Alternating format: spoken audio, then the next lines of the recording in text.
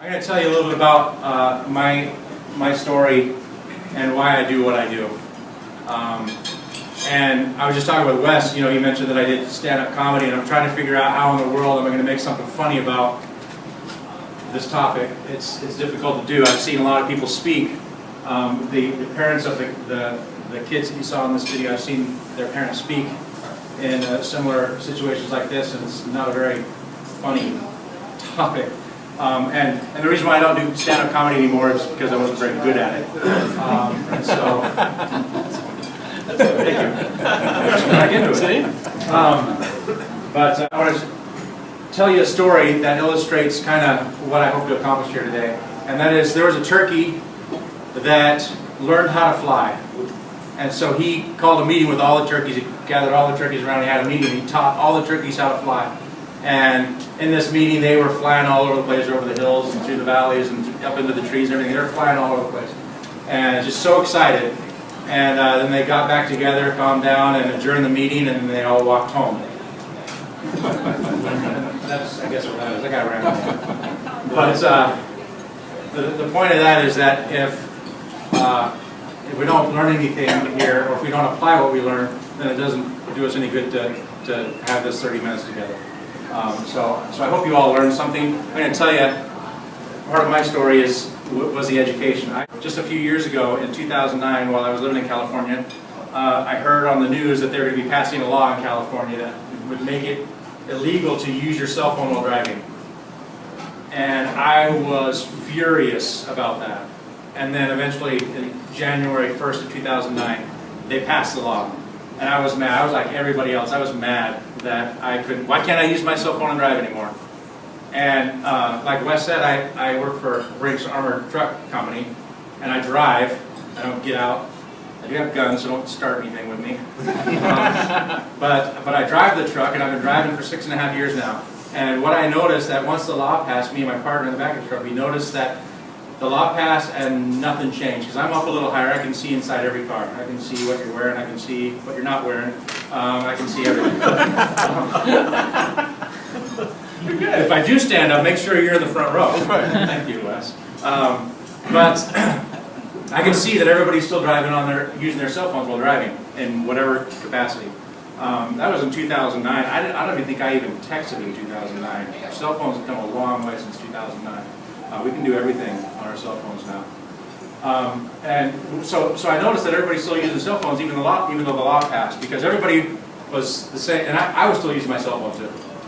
Maybe a little bit less than I was before the law passed. And so we started doing some research online, and what I found was some videos on YouTube of people sharing their story about how their mom was killed or their son or daughter was killed. And many of the people that you saw in the video, how kind of their story, and tell you what, the first video I saw was a video called Death by Cell Phone, and there's two people featured in that video. And one of them is a friend of mine today. And she lost her mom to a young man who was on his cell phone and ran a red light, didn't see her, and killed her mom. And Jennifer lives in Chicago, but she travels around the world really and helps educate people and is all over the news. And she was the first person I saw. I watched that video dozens and dozens of times, and I cry every time I see it. The second part of the video is featuring a father talking about his 11-year-old son who was killed. But I saw that video and then started learning more and more and more, and realized that, oh my gosh, the reason why they passed this law in California is because it's dangerous. People are dying. I didn't realize that. I didn't know.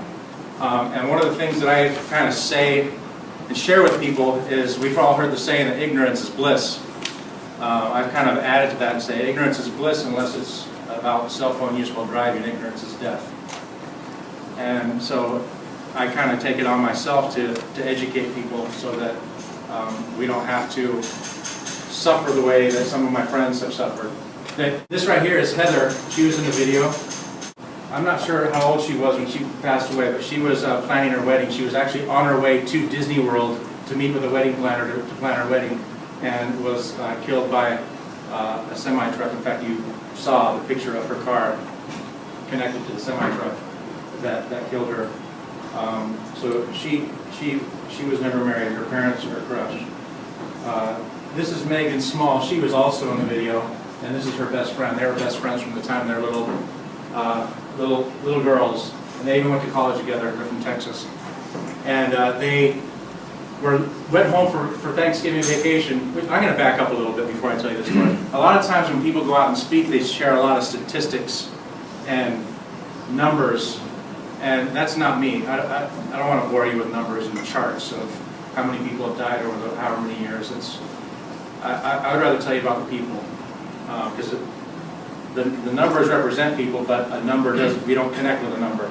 And if you want numbers, I can tell you where to find the numbers. I'm just not like a walking Wikipedia guy or anything like that. So, but they went home for Thanksgiving to their families. They're going to school a couple hours away in Texas, and they both had their cars, and they were following each other back to go to school after Thanksgiving break. And a driver coming from the opposite direction came and hit both of them in both of their cars. And Megan was killed. And her friend there, when she called her mom and said, "Mom, there's been an accident and Megan's dead." And I don't know about you, but I couldn't imagine as a parent getting a phone call like that. Megan's dead. Who was texting, Megan or the other guy? It was some other person that I don't know who he was. Somebody coming head on at them on a two-lane highway.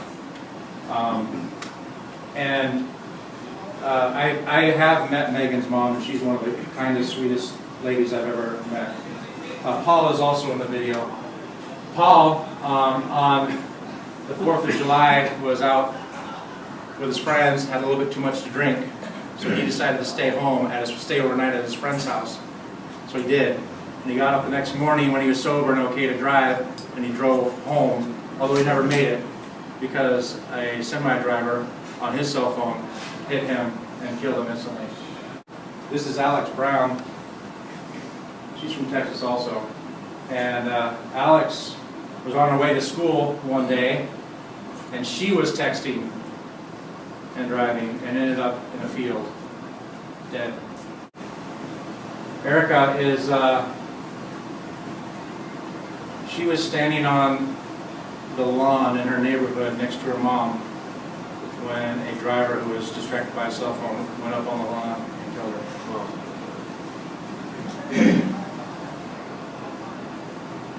And this is Callie. I did meet Callie's uncle, who's a police officer in Northern California. Callie's 3 years old when she was at the park with her mom, and when she was leaving the park, they were crossing the crosswalk with mom in her hand, and a car came through, texting, didn't see him, hit him, injured mom and killed Callie. Now, if that's not a people, I don't know what is. But these are just a few examples, and I could go down the hundreds of examples of people that I know, and sometimes I don't remember their names because there's so many of them, and I've never actually met them. But I could go down a list, and if I had forever, I could tell you about all these stories about these people who, you know, we have Callie here who's gone, but what about her parents and her grandparents and uncles and aunts and cousins and all that? There's so much more at stake than whatever it is that's on my phone.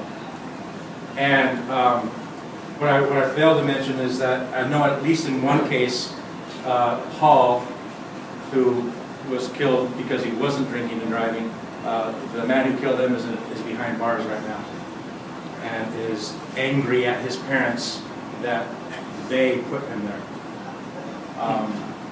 So it's not just about whose lives we might destroy or end or change forever, but it's about our own lives too. It scares me to death to think if I'm doing this. By the way, in Pennsylvania, where Paul was killed, there is no law against using your cell phone while driving.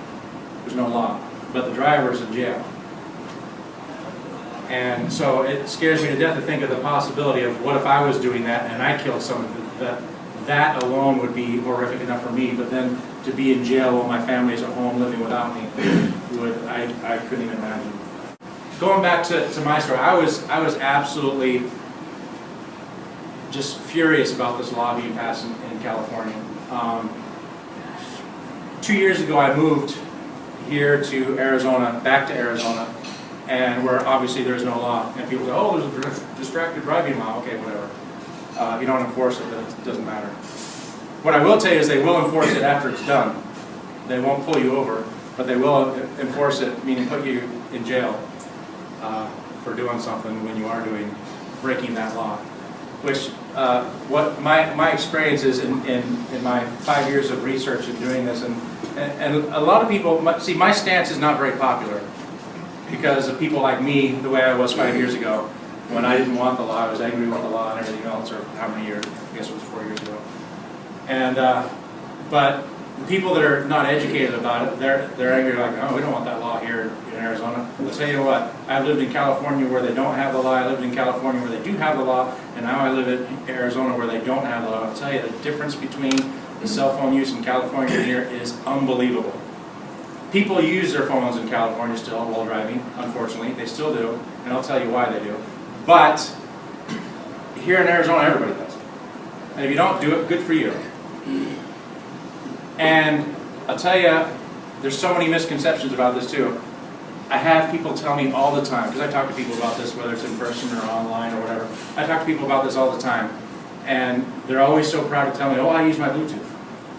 Or I use my car has a hands-free thing. That's not good enough. We think it is.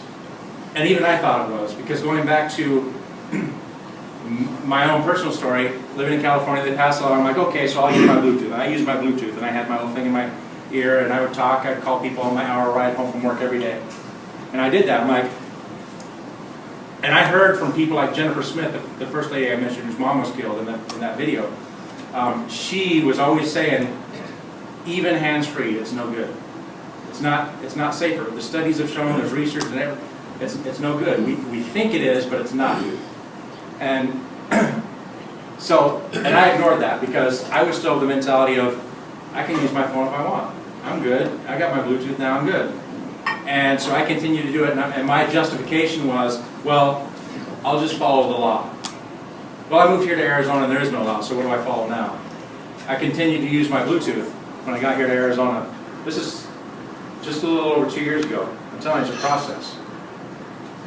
It doesn't have to be, but for me it was. And what happened is I was driving home from work with my Bluetooth, talking to my friend in Connecticut, who we were talking about this very subject, and I knew they had all the studies and everybody telling me that I shouldn't be using my Bluetooth, but I was using it. And we were talking about this subject, and I missed my exit. I had no idea. My exit I take every day off the freeway. I missed it. And the next one was 3 miles up the road. But I missed my exit. I'm like, holy smokes, I missed my exit. What in the heck? Because, not because my hands weren't on the wheel, because my mind wasn't on the road. And that's where hands-free, we think the problem is our hands not on the wheel. The problem is where our mind is and where our eyes are. So after that experience, I guess it took my own personal experience. It might take your own personal experience after hearing this. You're like, yeah, whatever, Mark Davidson, self-free guy. I'm not going to do my phone, whatever.